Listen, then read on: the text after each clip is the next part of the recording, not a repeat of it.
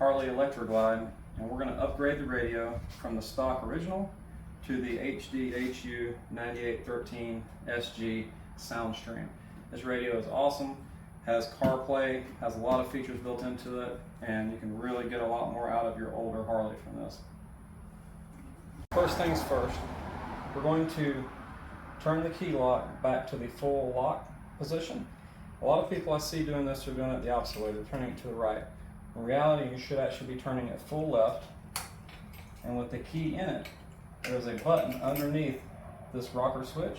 If you will push up on that button and turn slightly on the key, the whole ignition cylinder will come out. This is going to be the first part of the removal of the dash so that we can install this new radio. Next, we're going to remove the ignition nut below the ignition rocker switch.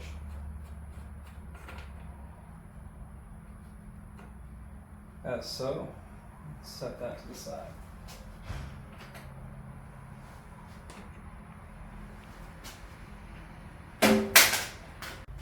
Next, you're going to remove the torque screw on the right side and remove the Torx on the left side. Next, we're going to turn the handlebars to the left, and we're going to lift up slightly on this switch panel. And you may have to tilt the steering back just a little. And now we can lay that over and remove the master plug and put it to the side. The last two screws are going to be located right here. They're kind of hard to see. On this particular bike, they have been replaced with Phillips headed screws. So you're going to need a Phillips, number 2 Phillips for that.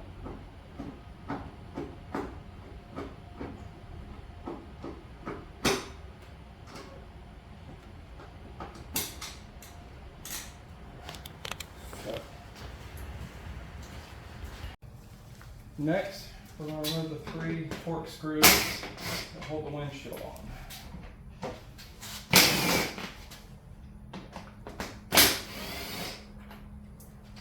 Once removed, very carefully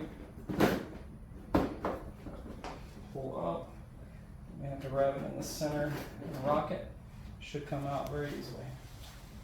Alright, I went back before I got the 2 bottom screws out on the inside of the cowl, and I put 1 screw up here just to hold it on so that when I took those bottom ones out it would not fall. So that middle windshield bolt, still need to leave that in just to hold it up. So now we're just going to take that screw out and very carefully lean it back. The only thing you should have is your headlight plug, which is right here, as you can see. And we're going to set this out of the way. Alright, now we've got the fairing off. Actually notice that it does have the larger speaker upgrade. We're going to go ahead and upgrade these speakers. These speakers are old. They didn't sound very good with the original radio. They're just not in the best condition. So to remove those, we're going to go ahead and use the Torx bit and take these 3 screws out. FYI, those screws do get hot from the plastic. And also notate where the positive and the ground for the speaker connections are coming from.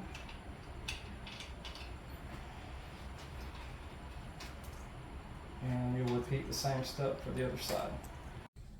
Alright, going back into the speakers at this point, I just want to point out that the wider part of the speaker housing goes to the top, and this slot is actually going to stay close to that bracket right there. So we're going to go ahead and start one of our screws. Alright, next we're going to be removing the 2 side screws from the radio on both sides. I suggest using a long ball end Allen 3/16. Works perfect. Go right through the side holes here and just break them loose.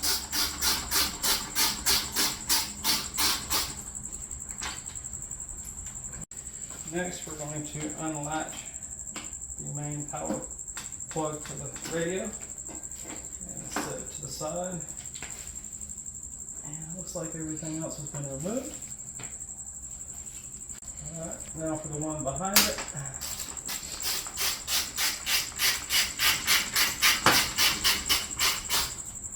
Good.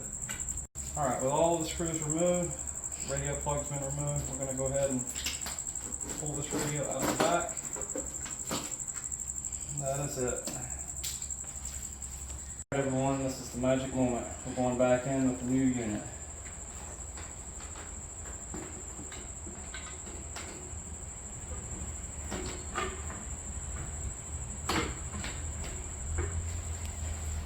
You will have to fight with the brackets just a little bit to allow the radio to slip fully in. And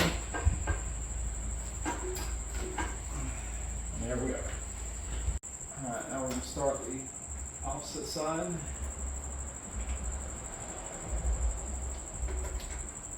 The little sight hole is definitely the way to go. It will allow you to stick the ball-ended Allen socket directly in there at an angle, and you'll be able to start them a lot better. Don't tighten them up immediately because you're going to have to pry on the radio to get it back in position on the final step. Alright, next we're going to get the radio bolts started. These are the new bolts that come with the radio. They are a little bit different. The depth is different, possibly even the thread. Make sure you use the new hardware that comes with it.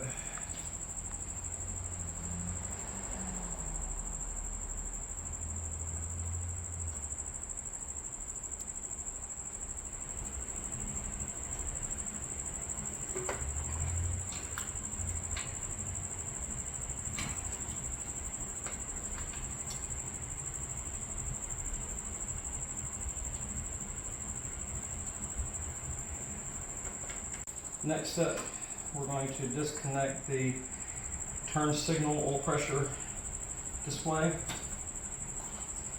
and we're going to plug in the one with the radio, and this is going to allow it to display considering the radio covers up the factory turn signal display. Alright, next up we're going to take a flat bladed screwdriver. We're going to wedge it in between one of the fins of the radio and the bracket for the radio from the bike, and we're going to pull back on it. And what this is going to do is this is going to cinch up the radio around on the other side of the fairing so that it pulls it nice and tightly. So we're going to do that on this rear bolt, and we're going to go around on the other side and do the same thing. Alright, next step, we're going to install this USB in the place of the cigarette lighter that you had originally had. This will act as a charger for your phone, and it will also allow the CarPlay to work through your radio.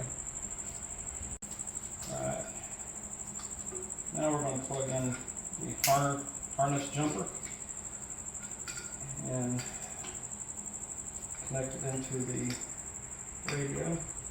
There we go, make sure the latch is facing that way. And we're just going to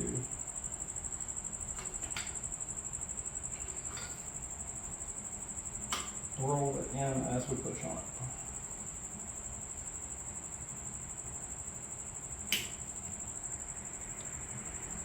There we go, nice and snug. And we're almost ready to get that together. Good. Alright, moment of truth. Turn it on for the first time.